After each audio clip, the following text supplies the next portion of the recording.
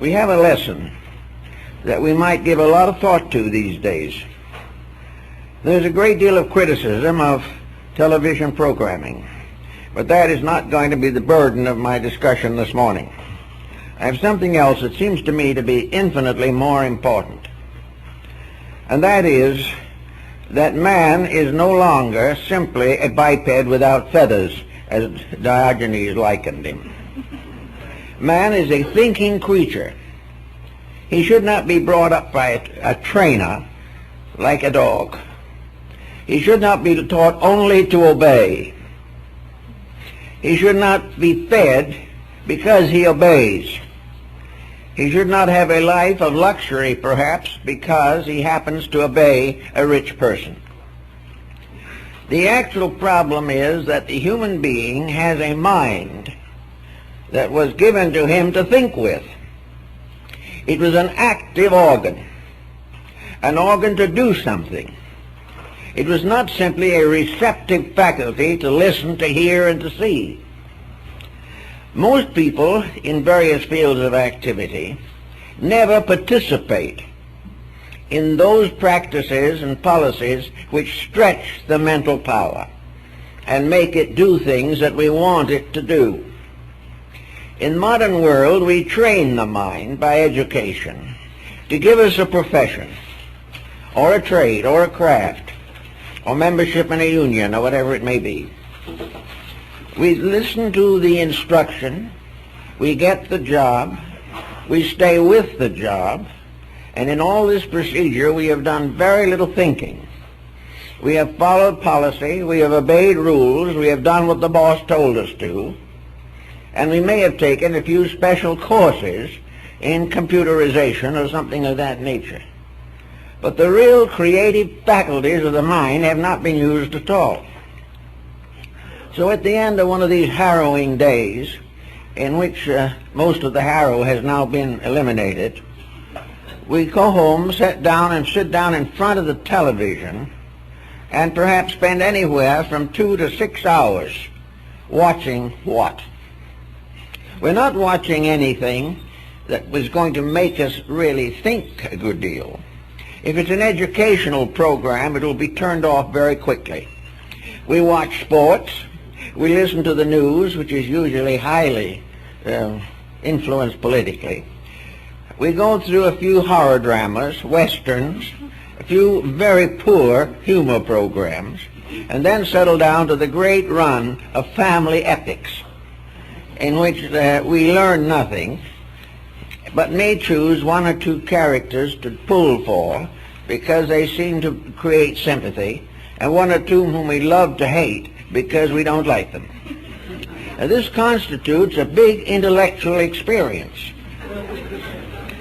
And by the time we have finished with that, we're so exhausted we fall into bed. In the daytime, we have all kinds of domestic programs which may or may not bear upon any factual situation. We may have a few instructive ones on non-commercial programming. But we listen, we watch, and that just go out and get a cold beer or something of this nature. Nothing happens upstairs in ourselves. Nothing is being developed as a factor in the growth of our own thinking. We are not thinking, actually, and if we are thinking, we are not doing anything about it because most of the thoughts are non-factual. So here we go all through an entire lifetime, surrounded by all types of information, which we accept only through the eyes and ears. And when the time comes, we do very little to solve our own problems. A person whose mind is being used every day to find new values, accomplish new works, do new things that have not been done, improve the quality of living, solve the personal problems of his life. These are the things that help to exercise the mind. But to drift along from work to television to bed and then up and again the next day is not doing anything to make people. It is only continuing a humdrum which is only one step above animal existence. This means that in some respect we need creative programs. Now, a creative program is something that we do because basically we want to express ourselves.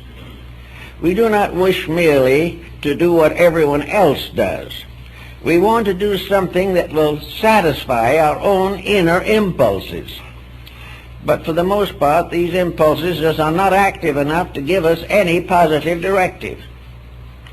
So it seems that one thing we have to do to get away from this hypnosis of the tube is to realize that we have faculties within ourselves that do not need to be subjected to this continual negative conditioning, that we are simply capable of thinking rather than merely of watching the antics of someone else. It's so everywhere today. In music we have the same problem. We go and listen to a good concert and we applaud the performers, but for the most part we do not think of putting ourselves under the discipline of music. Another individual is much interested in the dance, but he can barely stay on his feet on the ballroom floor. We see people that are interested in all kinds of crafts. They collect them, but they don't create them. Now something has to happen to change our way of life from admiring the creations of others to the development of creative capacity in ourselves. So if we want to really have a great history, we can study our own inner lives. If we want a great theater, we can be both the audience and the cast. If we want any of the inner understandings which make for philosophy, mysticism, and so forth, they're all available inside of ourselves. The only thing we've got to do is bring it out. And we bring it out by dedication, gaining strength in the inner life just as the athlete gains it by daily discipline. By the proper mental, emotional disciplines, we can become healthy individuals in terms of our minds, our emotions, our hearts, and our jobs. These are the things we've got to work for. And if it means that we must do it, we can, with one quick twist to the wrist, get rid of most of the corruptions of society and face the fact that these are imaginary corruptions. We've got plenty of real ones. We don't have to build them up that way.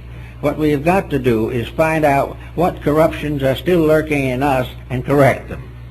And as soon as we correct the mistakes in ourselves, we begin to see better values in other people, because we see in others usually what we are ourselves focused upon. So don't let the great big bad tube get you. Be very careful about it, and when uncertain, turn it off. And you'll find that if you turn it off to do something interesting, beautiful, or wonderful, you will never miss it again. You cannot turn it off successfully, however, until there is something you want to be or something you want to do right then and there that is more important than the tube. If you think it out that way, I think it'll work out all right in the end.